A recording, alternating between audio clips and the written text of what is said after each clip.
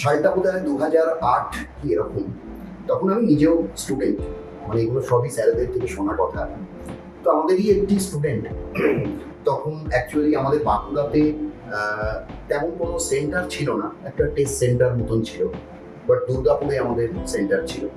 তো একবার হঠাৎ ক্লাস 11 মুভিং টু 12 যারা স্টুডেন্ট, তাদেরকে একটা পরীক্ষার পেপার ডিসকাশন, ডাউট ক্লিয়ারিং একটা ক্লাস হচ্ছে। ক্লাসটা বায়োলজি ক্লাস।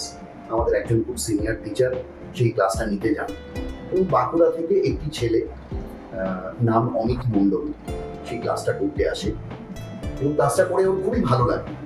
এবারে যদি অমিতের ব্যাপারে একটু কথা বলতে হয়, অমিত ক্লাস 8 থেকে শুরু করে আইআইটির জন্য থরলি প্রিপেয়ার করছে নিজেকে, এবং ওর ড্রিম যে ও আজকে কোনো একটা শ্রেষ্ঠ আইআইটি বোম্বে বা দিল্লি, এরকম কোনো একটা আইআইটি কানপুর, এরকম কোনো একটা আইআইটিতে ও ইলেকট্রনিক্স নিয়ে পড়বে।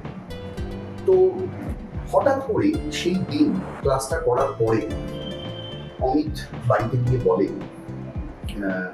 এবং এটার সঙ্গে আরও একটা ঘটনা জড়িয়ে আছে, যে আজকে অমিতের মা একবার খুব অসুস্থ হয়ে পড়ে, কিছু শারীরিক প্রবলেম আসে, এবং ও নিজে সারা রাত ছোটাছুটি করে আজকে সেই শারীরিক প্রবলেমটা মেটাতে পারেনি।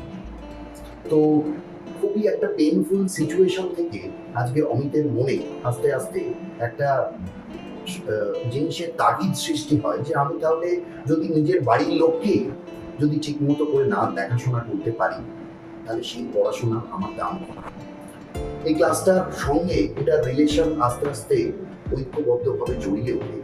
ওরও মনে একটা তাগিদ সৃষ্টি হয় যে আমি আগামী দিনে ডাক্তার হব। এবং সত্যি কথা বলতে এতদিন যে ছেলেটি আজকে থরলি আইআইটির জন্য প্রিপারেশন নিচ্ছে, ম্যাথমেটিক্স, ফিজিক্স, কেমিস্ট্রি, এবং বোর্ডে তার বায়োলজি যেটুকুন আছে সেইটুকু, যেরকম সবাই স্টুডেন্টরা অবহেলাভাবেই বোর্ডের জন্যই পড়ে, সেরকমভাবেই গোটা ক্লাস 11টা সে কাটিয়ে দিয়েছে। 12 কয়েকটা মাস আর পড়ে আছে, সেই কটা মাসের মধ্যে এরকম একটা ডিসিশন যে আগামী দিনে আমি ডাক্তার হব।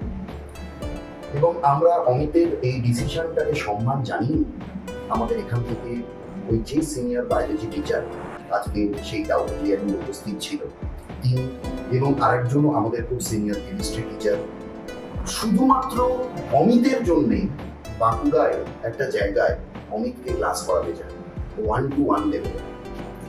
এবং ক্লাস 12 আস্তে আস্তে অমিত পাস করে, এবং one of the toughest exams all over India তখন, that was CMC Vellore. CMC Vellore আলাদা করে পরীক্ষা নেয় খ্রিস্টান মেডিকেল কলেজ।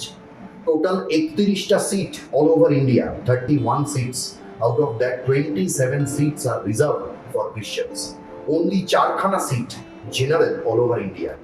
তার মধ্যে অমিতের র্যাঙ্ক হয় ওই 4 জনের মধ্যেই 4th। তার মানে অল ওভার ইন্ডিয়া সিএমসি ভেলোরে ছেলেটি 4th হয়ে রাইট নাও সিএমসি ভেলোরে পড়াশোনা তো বটেই, এখন ডক্টর অমিত মণ্ডল বলাটা বেটার। এবং আমাদের সঙ্গে এখন ওতপ্রোতভাবে জড়িত আমাদের অ্যালুমিনাই গ্রুপে, আমাদের কোনো না কোনো অনুষ্ঠান সমস্ত কিছুতেই কোনো রেকর্ডিং আমরা তার সঙ্গে মাঝে মাঝে করি। ওর কিছু পরামর্শও নেই আমাদের কোনো জায়গায় কিছু অসুবিধে হলে। Right now doctor Amit Mondal, department of cardiology, CMC Vellore.